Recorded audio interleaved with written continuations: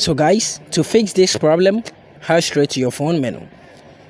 Then try to search for the app. Scroll down and you're going to find the app. Use your finger to tap on it for some while. Tap on application details. Now tap on storage and cache. Clear the cache. So tap on the clear cache to clear the cache. Go back, tap on the force stop, then you tap on OK. Tap on notification and make sure the show notification is still got on like this. Now go back, tap on storage and cache and tap on the clear storage, then you tap on OK. After doing this, tap on mobile data and Wi-Fi and make sure the background data is still got on like this. After that, go back, then go to Play Store. So try to search for Google Play Store.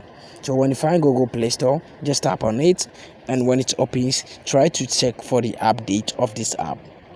When you update this app, tap on the power button for some while. After updating the app, you're going to see reboot or restart. Just push it like this to reboot or restart your device, and this problem is going to be fixed. See you in my next video. Tap on the subscribe button, like, and also share this video.